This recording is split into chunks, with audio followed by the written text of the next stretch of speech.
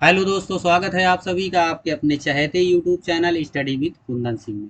देखिए, हम लोग अब आज से मैथ के सभी टॉपिक एकदम जीरो से स्टार्ट करने जा रहे हैं। जिसका बेसिक वीक है वो लोग कृपया ध्यान दें, क्योंकि हम लोग जो है एकदम जीरो से स्टार्ट कर रहे हैं।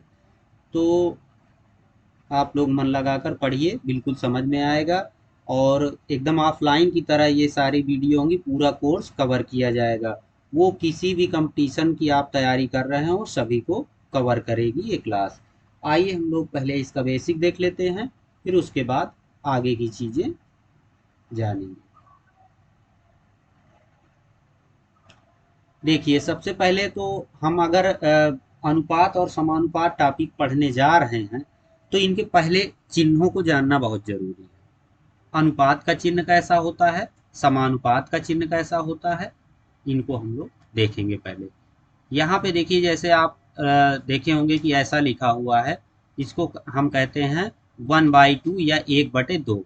तो जब इसको अनुपात में लिखेंगे तो इसको हम लोग लिखेंगे 1:2 या 1:2। ये जो बीच में चिन्ह बना हुआ है ये अनुपात का चिन्ह है। किसका चिन्ह है?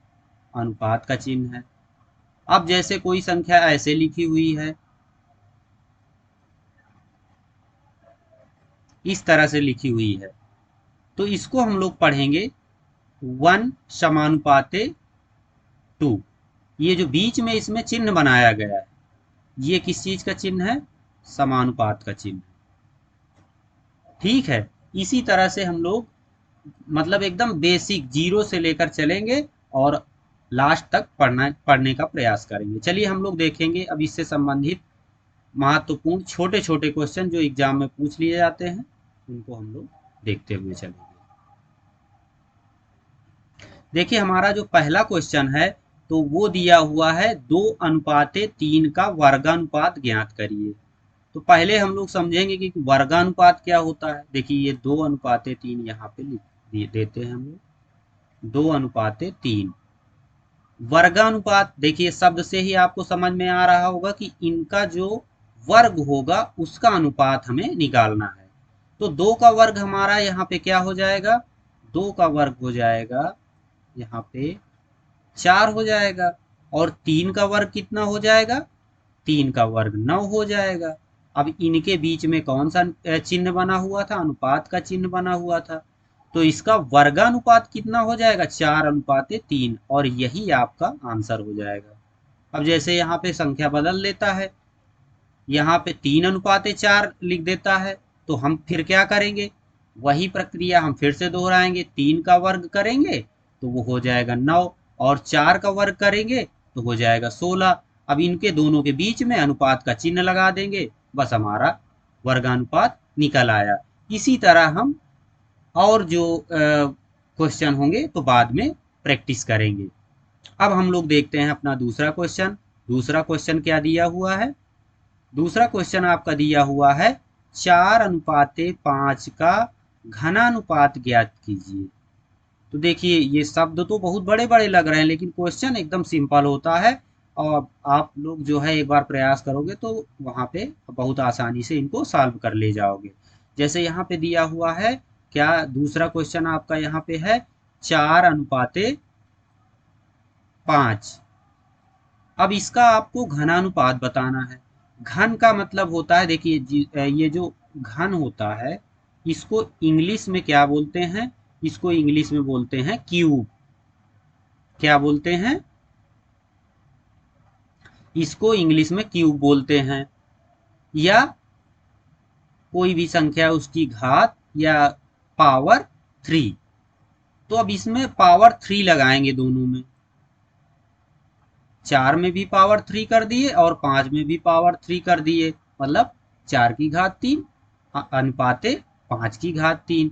अब इधर इनका लिख ले, 4 को 4 की पावर, देखिए इसमें आप लोगों को 1 से लेकर के कम से कम 20 तक स्क्वायर और क्यूब, वर्ग और घन आना जरूरी है। जैसे 1 का वर्ग हो गया 1, और 1 का क्यूब भी एक ही हो गया। 2 का जब आप निकालोगे तो 2 दूनी 4, और उसका जब क्यूब निकालोगे तो 2 दूनी 4 दूनी 8। इसी तरह से आप लोग 20 तक याद करने का प्रयास करिए। और हालांकि मैं आप लोगों को कुछ ट्रिक भी बता दूंगा, लेकिन अभी आप पहले यहाँ पे क्वेश्चन को देखें। देखिए, तो 4 का क्यूब हम जब करेंगे तो 4 का क्यूब हो गया 4, तो ये हो गया 64। और 5 का जब क्यूब करोगे तो ये हो जाएगा 125। अब इनके बीच में क्या चिन्ह था? अनुपात का चिन्ह था, तो हमने अनुपात का चिन्ह लगा दिया। तो आपका आंसर क्या हो गया? 4:5 का घनानुपात क्या हो गया? 64:125। अब उसी तरह, अब देखिए, अब आपका तीसरा क्वेश्चन, इसमें क्या दिया हुआ है? ये जो आपका तीसरा क्वेश्चन है, इसमें क्या दिया हुआ है? इसमें कह रहा है कि 125:64 का घन मूलानुपात ज्ञात करो। देखो, अब जैसे ये क्वेश्चन यहाँ पे दिया हो, पहले इसका देखिए हम लोगों ने घनानुपात निकाला। जब उसी का घन मूलानुपात निकालेंगे तो यहाँ पे हम लोग देखें, जैसे इसी संख्या में हम लोग देख लेते हैं पहले कि यहाँ पे 64 दिया हुआ है और यहाँ पे 125 दिया हुआ है। तो ये जो संख्या है ये किसका क्यूब? आपको देखने से अगर क्यूब याद है तो तुरंत समझ में आ जाएगा कि ये किसका क्यूब है। ये 4 का क्यूब है और ये 5 का क्यूब है।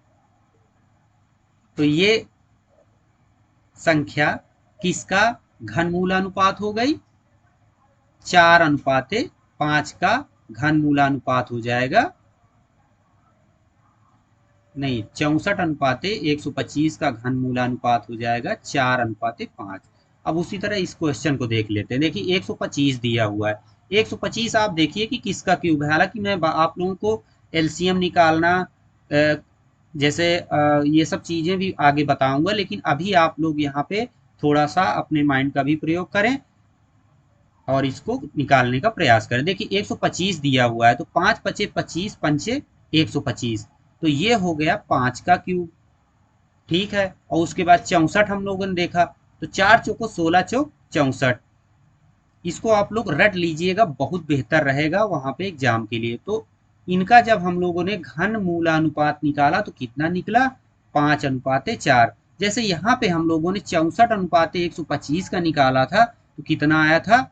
4:5। अब जब यहाँ पे हम लोग देखेंगे तो यहाँ पे इसका 125:64 का घन मूलानुपात क्या हो जाएगा? 5:4।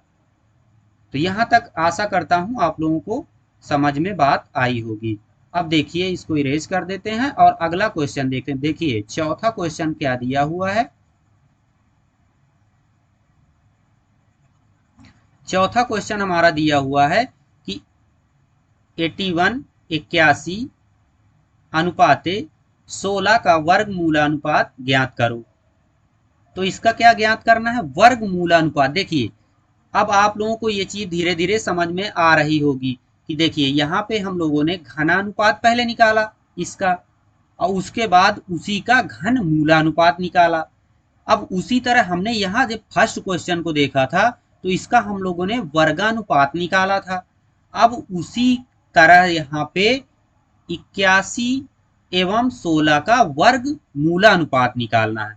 तो देखिए, 81 को हम लोग देखेंगे कि देखिए वर्ग लिखा हुआ है ना, तो 81 किसका वर्ग है? आप लोग जान रहे होंगे कि 9 नहीं 81, तो ये किसका वर्ग हो गया? 9 का। और ये जो 16 लिखा हुआ है, 16 4 चौक 16, ये देखिए वर्ग लिखा है, तो वर्ग देख लीजिए किसका बन रहा है, और घन लिखा हुआ है तो ये देख लीजिए कि क्यूब किसका बन रहा है। तो यहाँ पे हम लोग देखा कि 81:16, ये देखिए 81 हो गया 9 का वर्ग और 16 किसका है? 4 का है। तो इसका वर्ग मूलानुपात क्या हो गया? 9:4। अब जैसे यहाँ पे देखिए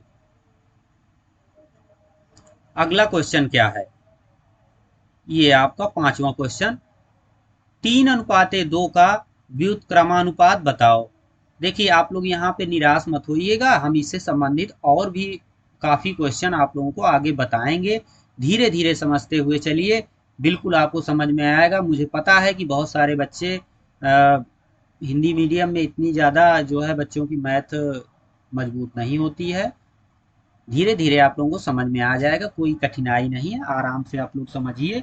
ना मुझको कोई जल्दी है, ना ही आप लोगों को कोई जल्दी है, आराम से समझिए। जितने भी टॉपिक कंप्लीट करिए पूरी तरह से एकदम कंप्लीट करिए। देखिए अब यहाँ पे क्या दिया हुआ है, 3:2 का व्युत्क्रमानुपात बताना है आपको।